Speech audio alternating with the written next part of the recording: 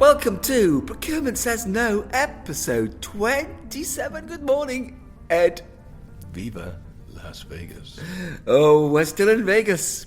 We are. And we're in day 3 of ProcureCon West Indirects. And we have no money left. It's all gone on red, not black. We were fools. Red 6. God. All gone. If there's one number that doesn't come up, it turns out it's red 6. Yes. Remember that when you're at the tables. So today, we've got 2 special guests here at ProcureCon West Indirects in Las Vegas.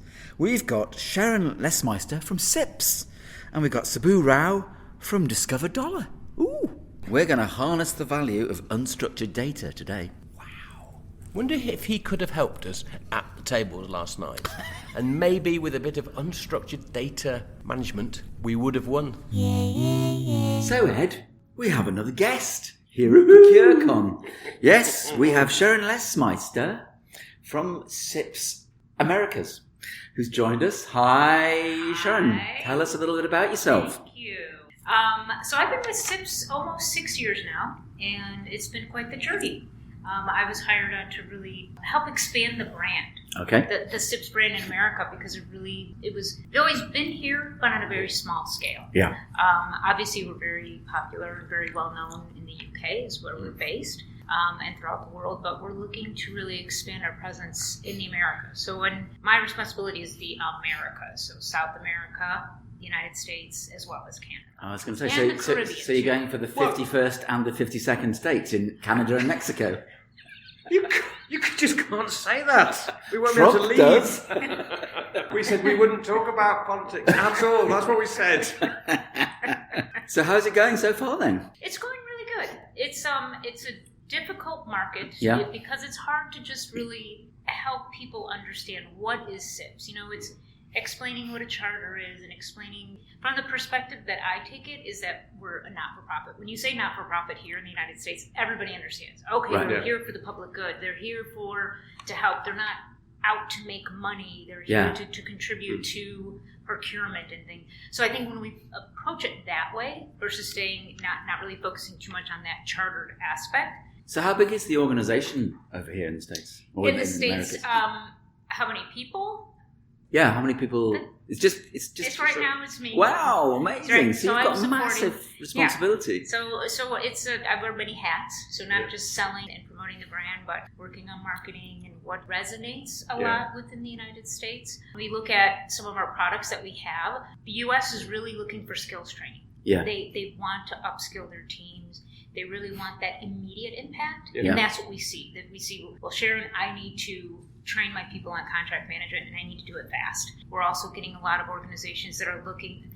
I need somebody to come in and look at my organization as a whole. So we're getting that performance excellence type of opportunities as well within organizations. And will you then aim to look at using third-party consulting to bring them in on behalf of CIPS? Or We have CIPS has the individuals that would do that. Oh, okay. For the organizations. So you've got that yes, internally. we have that internally. And will you do the qualification then as well? Or will it CIPS qualifications and all that? Or will it be more standalone training? Right now, it's a lot of standalone Yeah. training. When we're talking about qualifications, it's usually with individuals that have part of their organization based in the UK or in Europe, Right. and they're familiar with the MCIPS designation. Yes. We're seeing it more and more here in the States. Even today when I was talking to a lot of people, it's like, well, I'm going to start investigating how to get my MCIPS. What's the fastest way for me to get it? And I think that's what people in the United States want is a fast way to get it. So using maybe our management entry route to be able to get that MCIPS designation. Yeah. They want it, they just want to do it quickly. In the Middle East, CIPS have been really successful, haven't they, I think? And that's Absolutely. been the sort of same, probably the same, suspect you're probably following the same sort of model. Land, and then slowly start to expand and then create the network in the market. Right, and create that desire, that need, that they're using CIPS, I want to use CIPS. So it's a lot of, if we're working with a company, we work with them to say, okay, who do you work with that we can kind of help as well? Yeah. And how does it work with so just going back to the charter piece, does that inspire people or does it, because I think it's a sort of British thing, isn't it? It's a very British concept, obviously, but I think how we position it again is we have the charter, but we are a not-for-profit, and I think that's Yeah. what resonates. So it's a learning and development. Yeah, because plan. here in the States we don't really have that charter Yeah. queen or king passing it down. That's not something that we're used to. Yeah. We all learned our procurement skills from the Queen, didn't we? Yes. I certainly did. It's one of the things that happens in Britain. What? Cool. So what's the competition out here then? Well, I mean, I like to say that there isn't any competition because CIPS is the best, but there are other competitions. You know, ISM is a big competitor of CIPS, but I think what differentiates ourselves when you're looking at our designations and our qualifications is that the CIPS qualifications and designations teach you along the way. Yeah. So you're learning as you're getting that knowledge, as you're going through the levels, and coming out with that MCIPS, you've actually learned something. Whereas ISM is more of ticking a box and yes, I get this designation. Yeah, because you really have to do a lot of work. I mean, do. the 5 levels of CIPS, there's a lot of work There's and a lot lot of work. time taken. So Yes. what's your plan to try and get a sort of fast track version then, if that's what your clients are screaming out for? We have the management entry route, which Yeah. is more of a what do you want to say, experience Yes. based. Yes. Yeah, they do an interview, they have an exam, and then it just gives them a faster way to get to that MCIPS. Yeah. If they don't, after everything is reviewed, if the board feels they could do a little bit more studying here, then they give them the things they need. Right. There used to be an organisation that did procurement qualification, but it was all multiple choice questions. Mm-hmm. It was just like, well, that's sort of so light. Yeah.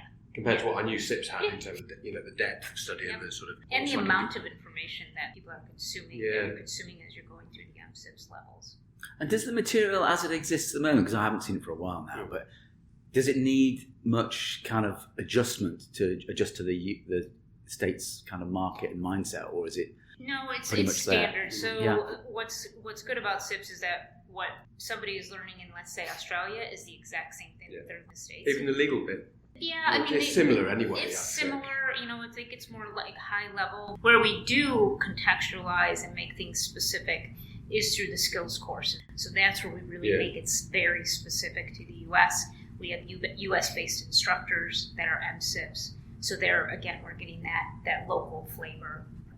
And so have you got a grand plan for the next 5 years for global domination across the whole of the Americas? Is it US first, then Canada, then Mexico? All of the Americas. And then going south. What are you talking about? I'd start with the Caribbean.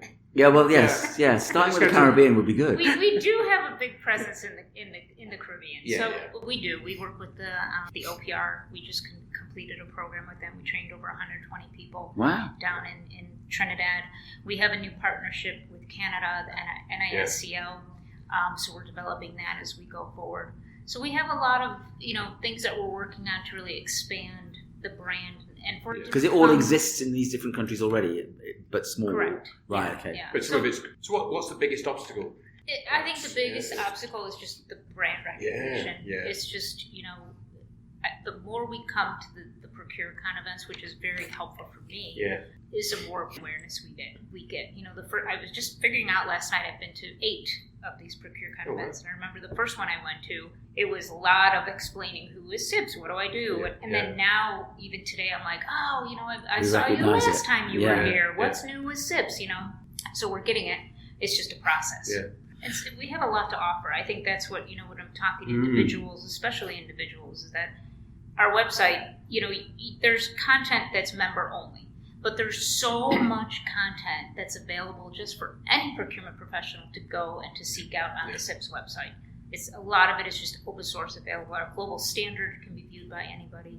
So it's a lot of good information on it. And what's the most popular area, or what's the thing that's in highest demand, I guess?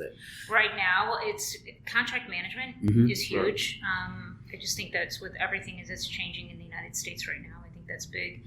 Supplier relationship management is also huge, and category management. Yeah. Those are the top 3. The big 3 traditional areas, Yeah. really, aren't Yeah. they? Yeah. Manuals, Yeah. aren't they? They're Yeah. just, it doesn't change that much. I think No. Well, they're the core material skills moves that you need, forward. aren't they? Yeah. Yep. So, yeah.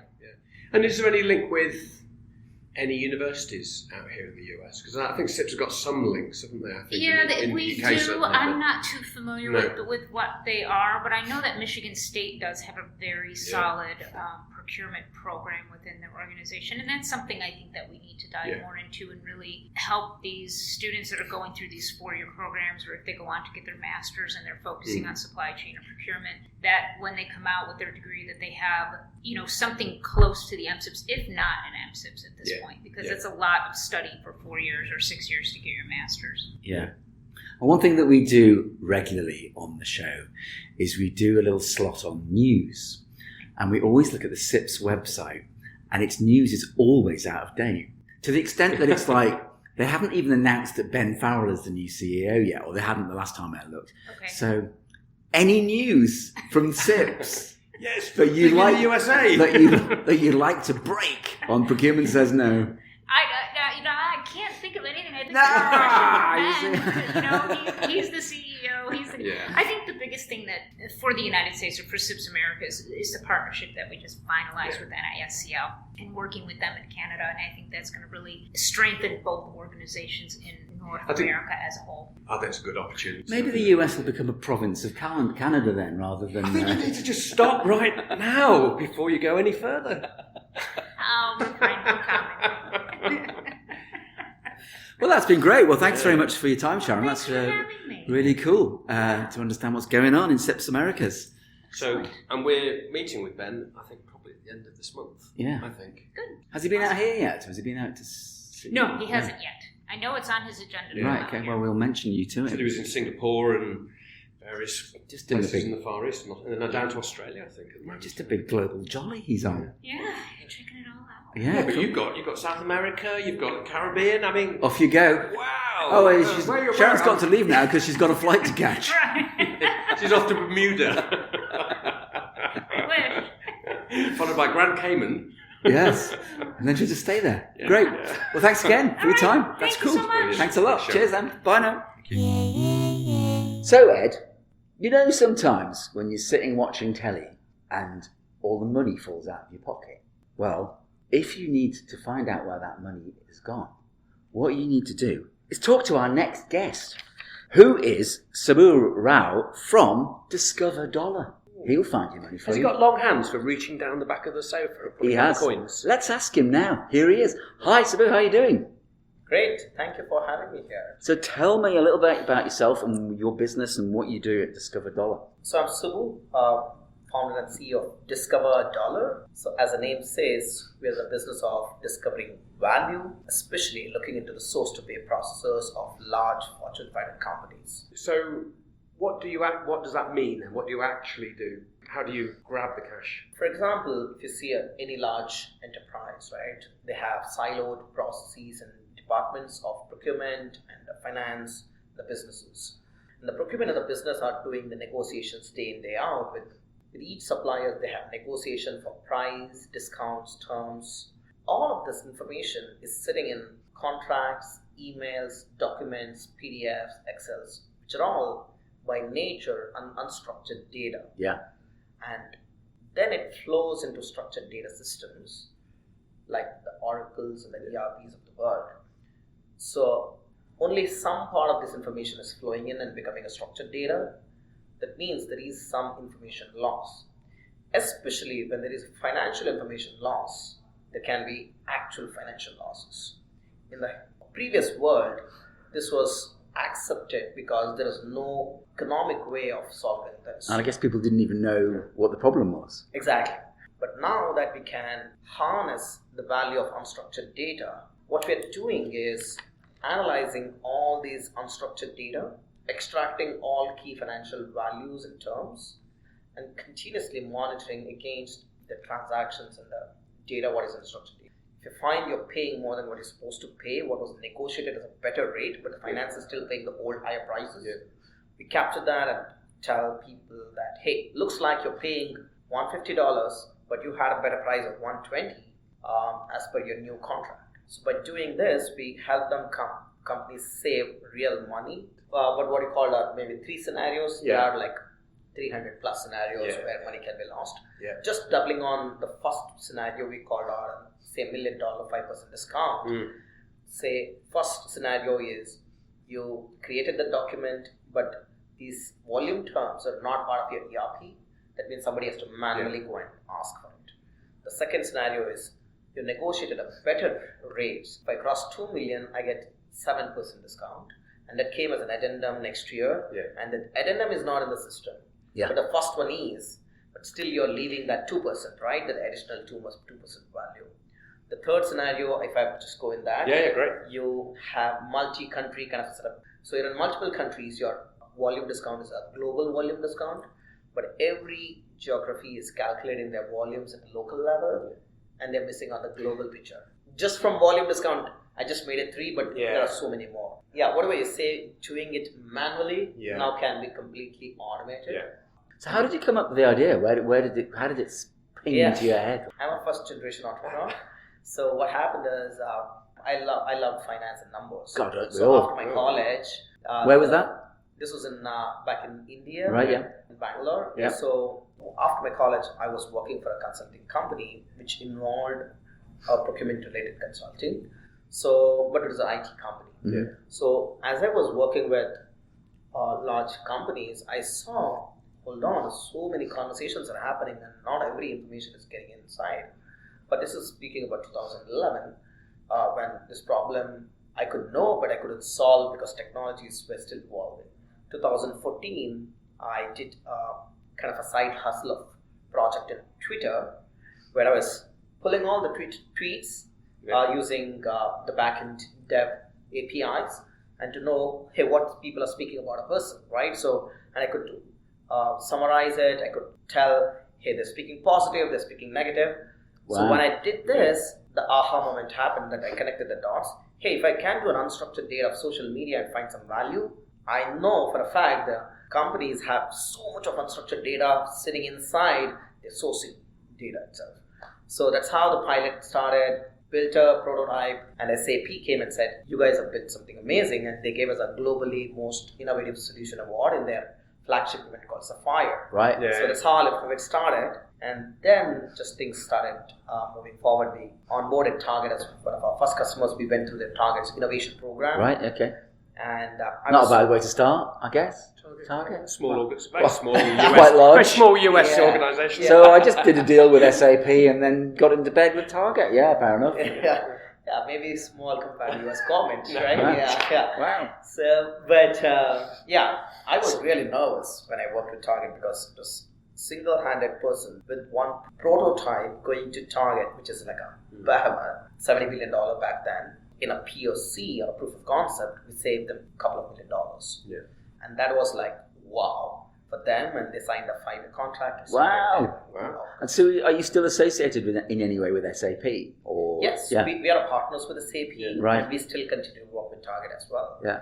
And now we work with a lot of Fortune 500 companies, a lot so with retailers as well, because retailers have, this is the biggest problem, because all they do is source and sell, right? So, And have you sold your soul to SAP? No. No, not yet. Because we partner with a lot more companies like SAP. Right. I forgot that. So just going one step further then, so you talked about being able to hook into emails in terms of this metadata, just this disaggregated data, so you can hook into anything. Yes. So you could look into emails between the buyer and the supplier that said, oh, if you do X, I'll give you extra terms, but that's not perhaps in the contract, or there isn't a contract, but there isn't always. You could capture that data. So that we go through a lot more detailing. Yeah. Who sent the email? Yeah. Was it from the vendor or a buyer? If buyer is asking, it's only an intent. Yeah.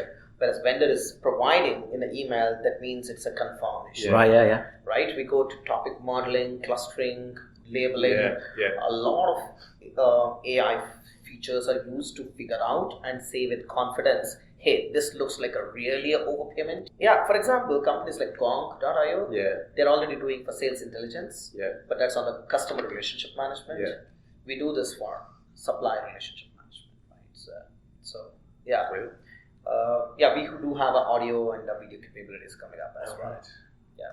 So what's your plan and targets for the next 3 to 5 years or? Yeah, so we want to be true to the company's vision. Why did we name Discover Dollar?